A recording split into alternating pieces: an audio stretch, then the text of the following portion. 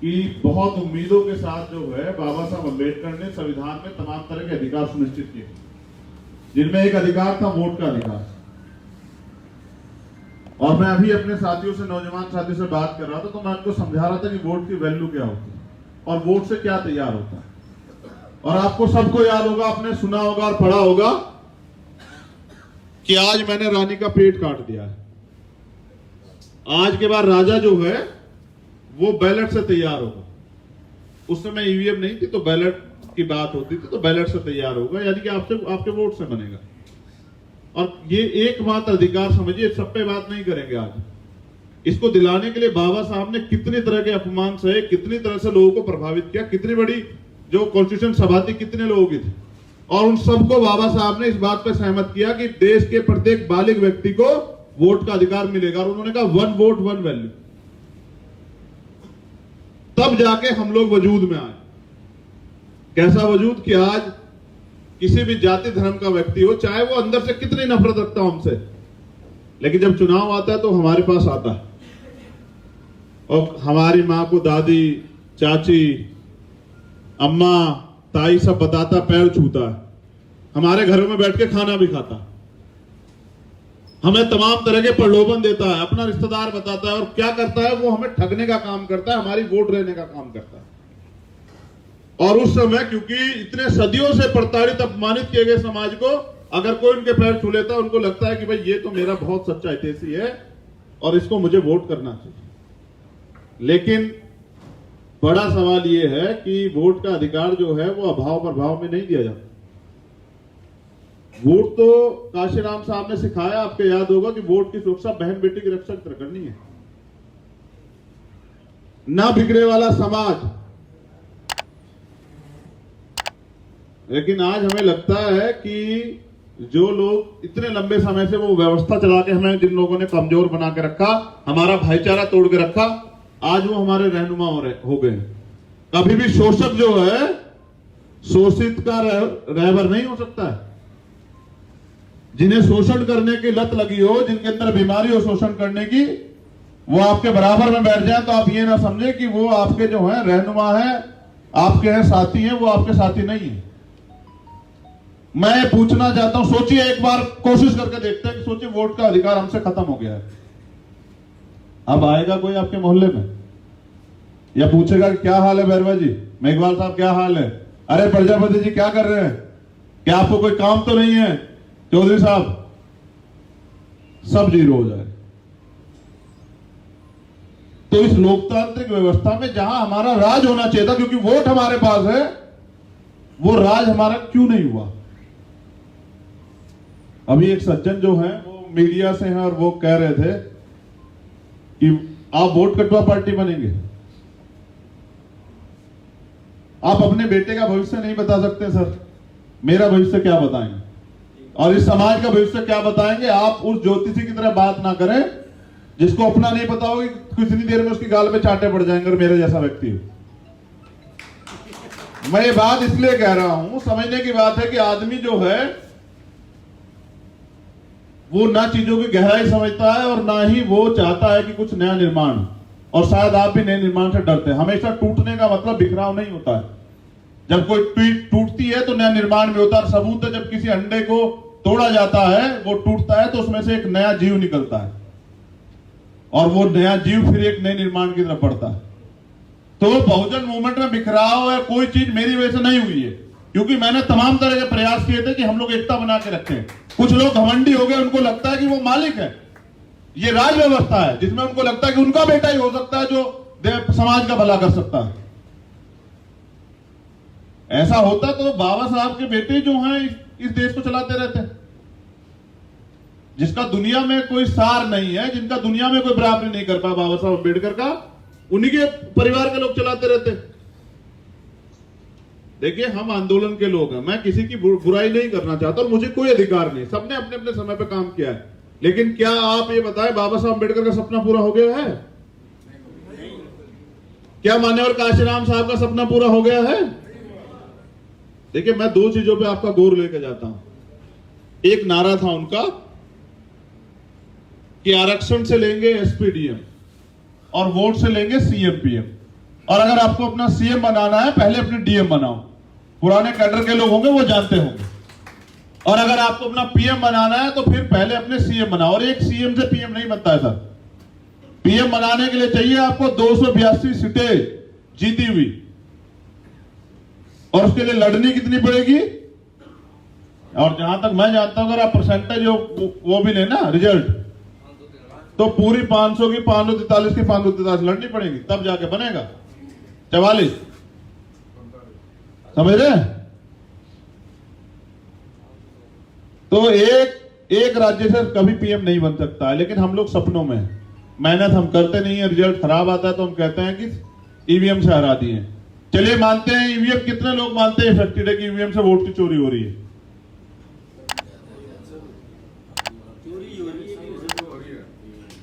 अब मैं जानना चाहता हूं, अगर वो ईवीएम से वोट की चोरी है, तो जो तमाम नेता चुनाव के समय जो है चुनाव में पार्टिसिपेट करते हैं और उनको पता है कि दुश्मन ईवीएम से जीत जाएगा, तो फिर ये ईवीएम से चुनाव में जाते क्यों?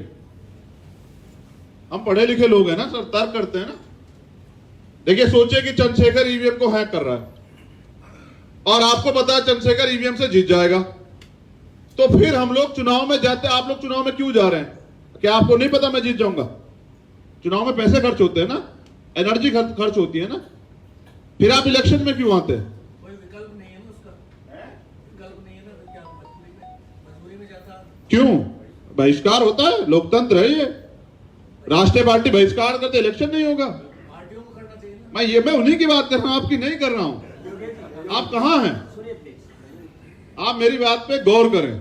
मैंने आपसे कहा, कांग्रेस को बताया कि भारतीय जनता पार्टी 2019 का लोकसभा चुनाव ईवीएम से जीत जाएगी, तो कांग्रेस चुनाव में आई क्यों? वो बहिष्कार करती ना, और वो तमाम दल भी करते, जो बाकी थे सब बहिष्कार करते कि नहीं लड़ेंगे, जब उनको पता है चोरी हो जाएगी। ये कह के काम नहीं चलता है सर। बादाम खाने से अकल नहीं आती है सर, ठोकरे खाने से अकल आती है। जब आप 2014 में हारे, जब आप 2019 में हारे, और फिर आप इलेक्शन में प्रत्याशी घोषित करने लगे अभी से, और कह रहे ईवीएम से वोटों की चोरी हो जाएगी। क्या मैं आपको एक चीज बताता हूं, बहुत काम की बात है। आप सब लोगों ने पाला है, मैं जानता हूं। आप अपने बच्चे पे पूरी मेहनत करते हैं, उसको पढ़ाते हैं, सारी चीजें करते हैं, उसको सारी सुविधाएं देते हैं, और वो क्या करता है, एग्जाम से पहले कहता है कि मैं बहुत अच्छी तैयारी कर रहा हूं। फिर वो एग्जाम में जाता, क्योंकि वो मेहनत नहीं करता है, वो जाता है सिर्फ वो किताब जो है आपको दिखाने के लिए उठाता है, और वो कहता रहता है कि मैं बहुत होशियार हूं। जब वो एग्जाम में जाता है, तो जब सिलेबस से कुछ नहीं आता, ना उसने पढ़ा है, तो रिजल्ट जो है ऑटोमेटिक खराब आएगा। ये एक नियति। तो वो बाहर आके कहता है पेपर बहुत अच्छा हुआ है, जब रिजल्ट आता है तो गलती किसकी निकालता है? मास्टर की, कि मास्टर ने फेल कर दिया।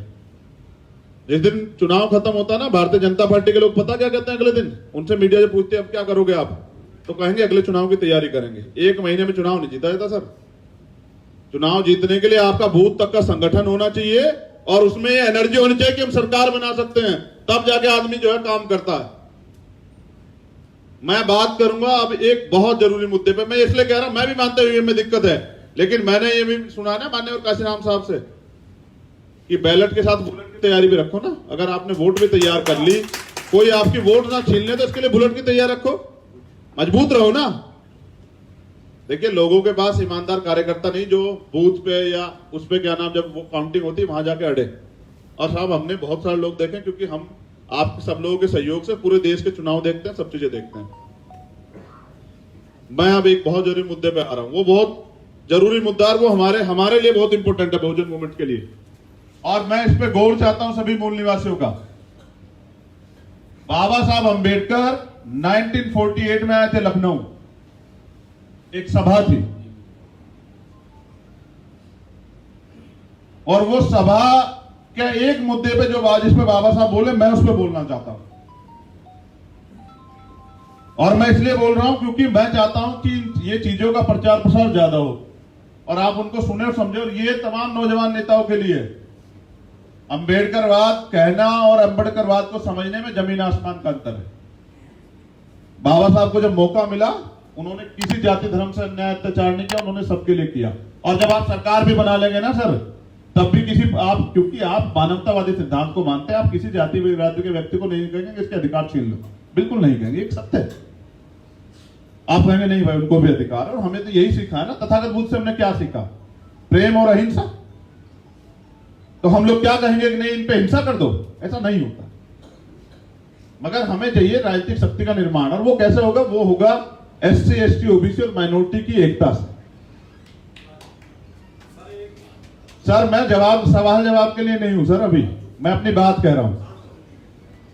देखिए बाबा साहब अंबेडकर 1948 में लखनऊ में जो SC, ST, OBC की एक सभा थी उसमें सम्मिलित हुए, और मेरा इशारा SC, ST, OBC की तरफ इसलिए है, माइनॉरिटी के लोग उसमें सभा में नहीं थे, लेकिन मैं संदेश जो है जो देना चाह रहा हूं वो आपको पता नहीं।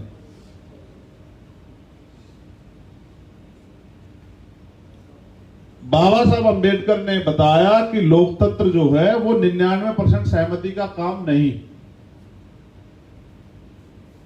कि अगर आप लोगों में 99% सहमति हो तभी जो है आप लोग राजनीतिक रिश्ते बनाएं। इस व्यवस्था ने जो जाति व्यवस्था बनाई और जाति का जो दंश बनाया, जाति का जो गर्व बनाया, घमंड बनाया, उसने किया क्या है? उसकी वजह से पिछड़े वर्ग के लोग जो है दलित समाज के लोगों के साथ मिलकर राजनीति नहीं करना चाहते। उनको लगता है कि अगर हम दलित समाज के लोगों के साथ मिलकर राजनीति करेंगे तो हमारी सामाजिक हैसियत जो है वो गिर जाएगी।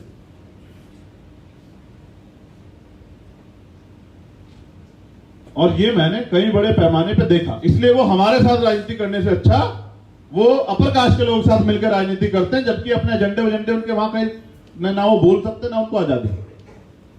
और इसका सबूत है 131 MP सदन में SC, ST के जो वहां होते भी एक मुद्दे पे नहीं बोल सकते हमारे। मैं फिर वापस आके बताना चाह रहा हूं आपको कि बाबा साहब अंबेडकर कहते हैं कि अगर लोकतंत्र में 51% सहमति बहुत होती है, अगर 51% मुद्दों पे हमारे विचार आपस में मिलते हैं तो हमें मिलकर राजनीति करनी चाहिए। आप समझिए, लोकतंत्र को समझ तो लीजिए ना। 100% वोट है, अगर 51% आपके पास है तो कौन जीतेगा? वो जीतेगा इसके भाई 51% है। बाबा साहब अंबेडकर कहते हैं कि मैं पिछड़े वर्ग के लोगों से उनकी धार्मिक पहचान नहीं छीनना चाहता हूं, ना ही मैं इस बात का पे भी वो करता हूं कि वो हमसे रोटी बेटी का रिश्ता करें। मैं बस ये चाहता हूं कि क्योंकि पिछड़े वर्ग के लोगों के और दलित समाज के लोगों की जो राजनीतिक समस्या है, अधिकारों की जो लड़ाई है वो एक जैसी है, उनकी हालत भी एक जैसी है, तो उनको मिलकर राजनीतिक संबंध बनाने चाहिए और इस देश की सत्ता पे जो है अपने आप को काबिल करना चाहिए। अब हमारा जो ये जो नया अंबेडकरवाद आया वो कहता है अरे पिछड़े वर्ग के लोग तो भाई बाबा साहब को नहीं मानते, वो तो इसको नहीं मानते, वो तो धर्म की बात करते हैं। भाई आप कौन होते हैं जब कॉन्स्टिट्यूशन का आर्टिकल 25-26 है, आप कौन होते हैं किसी का धर्म छीनने वाले? क्या तो आप बाबा साहब को नहीं मानते? बाबा साहब ने कॉन्स्टिट्यूशन आर्टिकल 25-26 दिया ना। कोई वकील साथी होंगे तो जानते होंगे 25-26 में लिखा है धार्मिक आजादी। भाई कोई किसी धर्म को माने, आप तो अपने बेटे की सुख का वो भी नहीं कर सकते हैं। हमें इस देश में राजनीतिक सत्ता में आने के लिए बैकवर्ड के लोगों के, माइनॉरिटी के लोगों के सहयोग की जरूरत है। इसलिए हमें चाहिए कि हम उनके साथ संबंध बनाएं, राजनीतिक संबंध। और ये भी आप जानते हैं ना, अभी तो शेड्यूल कास्ट के लोग ही पूर्ण रूप से अंबेडकरवाद के लिए तैयार नहीं हुए। हम अपने घरों के हाल नहीं जानते क्या? तो मैं अपनी मतलब परिवारों की बात कर रहा है। अगर आप घर में जाके अपनी बीवी से या बेटी से कहते तो वो अगर नहीं जाती है तो वो कहेगी अपना काम कर लो, और तुम अपना काम करो मैं अपना काम करूं। भाई लोकतंत्र है, बराबर के अधिकार है उनको भी। मैं ये बात इसलिए कह रहा हूं कि हमें राजनीतिक शक्ति का निर्माण करने के लिए अब शेड्यूल कास्ट और बैकवर्ड के लोगों के वो एकजुट होकर, माइनॉरिटी के लोगों को एकजुट होकर राजनीति करनी चाहिए। और जब ये समाज तैयार हो जाएगा तो मुझे लगता है इसमें बस खेल है हिस्सेदारी का। अगर आप पूरी ईमानदार से उनकी हिस्सेदारी उनको दे तब जाके ये बात आगे बढ़ सकती है। अगर आप सोचे सब अपने पास रख लें, मैं सिद्धांतिक बात बता रहा हूं, तो कोई आपके साथ नहीं आएगा। और आप अब महसूस कीजिए भारतीय जनता पार्टी के अब के काम को। आप उनके नेता चेक करिए, चलिए यही राजस्थान में चेक करिए कितनी जातियों के नेता उनके पास होंगे प्रदेश स्तर पे, और कितनी जातियों के नेता उनके पास होंगे राष्ट्रीय स्तर के, और कितने लोगों को उन्होंने टिकट दिए होंगे अलग अलग जातियों में, और कितने लोगों को उन्होंने पदाधिकारी बनाया होगा, कितने लोगों को राज्यसभा और विधान परिषद भेजा होगा, तमाम तरह की उन्होंने वो दी होगी उनका सिर्फ काम क्या है कि इन लोगों को एक बार इनसे वोट ले लो, इनके नेता दिखा दिखा के, और बाद में क्या करना है, काम इनका एक नहीं करना है। हर व्यक्ति के पीछे आरएसएस का एक व्यक्ति छोड़ रखा है, मंत्री के पीछे, वो कुछ नहीं कर सकता वहां बैठ के। वो दफ्तर में उससे पहले जाता है और उसके बाद आता है। तो क्योंकि हमारी लड़ाई एक जैसी है, मैं चाहता हूं कि हम लोग जो हैं वो इस काम को आगे बढ़ाएं और शेड्यूल कास्ट, बैकवर्ड और माइनॉरिटी के लोग राजनीतिक एकता बनाएं। और राजस्थान में आप चेक कर लो, चलिए हम एक बार मध्य प्रदेश आपको लेके चलते हैं, आपको पड़ोसी प्रदेश है ना, वहां 7% अपर कास्ट की आबादी है, आप सब चेक कर लो फोन पे अपने, और वो सत्ता में है। और 93% बहुजन समाज के लोग टुकड़े टुकड़े को मोहताज है। अगर सत्ता आपकी है तो सत्ता भगवान तो नहीं है, लेकिन भगवान से कम भी नहीं, ये भी आप याद रखना। एक मरे हुए व्यक्ति को जिंदा नहीं कर सकती सत्ता, अदरवाइज सारे काम कर सकती है। मैं बताना नहीं चाहता, लेकिन आप सब समझदार हैं कि क्या कर सकते सत्ता। मैं जब जेल में था, 6 महीने मुझे हो गए, मुझे कोर्ट ने रिलीफ दे दी तो सत्ता के लोगों ने मेरे ऊपर एनएसए लगा दिया और फिर मुझे 10 महीने के लिए फिर अंदर जेल में कर दिया। उस दिन मुझे एहसास हुआ कि राजनीतिक सत्ता में बहुत था। और आप देखें ना, जिसे मर्जी उठा के जो सरकार खिलाफ बोले यूएपीए लगाओ, एनएसए लगाओ, जेल भेजो, झूठे मुकदमे करो। मैं दिल्ली में जामा मस्जिद पे था, आपको याद होगा, मैंने वहां कॉन्स्टिट्यूशन का प्रिंबल पढ़ा, जो मेरा लोकतांत्रिक अधिकार देश के प्रत्येक व्यक्ति को पढ़ना चाहिए, संविधान की प्रस्तावना। पुलिस ने उठाया, जेल भेज दिया और चार्जेस लगा दिए बहुत सारे, दंगा किया, घर जला दिया, ये कर दिया, गाड़ी जला दी। अब जज साहब ने पूछा कि बताइए चंद्रशेखर ने क्या बयान दिया वहां, तो कहा जी वो हमारे पास नहीं है। बस इन्होंने भड़काऊ भाषण दिया। उन्होंने कहा भाषण तो दिखाओ क्या है, कि वो हमारे पास नहीं है। उन्होंने कहा कि दिल्ली देश की राजधानी, सबसे हाईटेक सिस्टम यहाँ, और आप पे भाषण नहीं है और आपने गिरफ्तार कर दिया उस व्यक्ति को। शर्म नहीं आती तुम लोगों को? तो देखिए, पूरे ईमानदारी से देश लोकतंत्र के 4 पिलर पे से 3 पे काबिज है वो लोग। कितनों पे काबिज है? 3 पे। राजनीतिक व्यवस्था उनके पास है, मीडिया पे घोषित कब्जा है उनका। वो किसी मुद्दे को, चाहे वो हाथरस का हो, कोई भी मुद्दा, उसको किधर को मोड़ दे। और वो जुडिशरी पे भी उनका खूब इंटरफेयर है, इंटरनल वो जो है उनका प्रेशर है, और तमाम तरह के फैसलों में आपने देखा भी होगा। अब एक चीज बची हुई है, वो है ब्यूरोक्रेसी। अब उसमें से वो चिन्हित कर करके नई नई रणनीतियां बना के हमारे लोगों को निकाल रहा है। 2 अप्रैल के आंदोलन के बाद वो डर गए, तो उन्होंने अब क्या किया, वो कर रहे हैं प्राइवेटाइजेशन। वो कर रहे हैं भाई 55 साल के बाद समीक्षा होगी, जो अच्छा काम नहीं करना निकाल देंगे। मतलब एक तरह से चिन्हित करके हमारे लोगों को निकाल रहे हैं। वो कर रहे हैं लेटरल एंट्री। एक आईएएस को बनने में जहां 16 साल लगते हैं ज्वाइंट सेक्रेटरी, वो बना रहे हैं सीधा अपना आदमी। वो बस सिस्टम पे अपना व्यक्ति, उस पे की वो होता है ना, की जो होती है पावर की, उस पे अपना आदमी बिठा रहे हैं कि कल वो कोई भी फैसला ले तो कोई भी अधिकारी कर्मचारी कानून संविधान की बात ना करे, उनके रंग में रंग के उनकी बात करे, क्योंकि सरकार ने उसको बिठाया। और जब सब खत्म हो जाएगा तब लड़ेंगे हम लोग। आज किसान लड़ रहे हैं, उससे पहले सीएनपीआर एनआरसी में मुस्लिम भाई लड़ रहे थे, उससे पहले 2 अप्रैल में हम लड़ रहे थे। वो एक एक करके जो है हम पे हमला कर रहे हैं और हमारा अधिकार छीन रहे हैं, और हमें खूब टॉर्चर करके चले जाते हैं और हम चुपचाप रह जाते हैं। तो हमें इस एकता को अगर हम लोग बना लेते हैं तो हम लोग राजनीतिक शक्ति का निर्माण कर सकते हैं। और जब हम पे राजनीतिक शक्ति होगी तो मुझे लगता है कि हम मानवतावादी काम करेंगे। तो एक बेगमपुरा राज आपने सुना होगा, सतगुरु रविदास जी महाराज 640 साल पहले, मतलब 600 साल समझिए, उसकी कल्पना की है उन्होंने, एक आदर्श राज,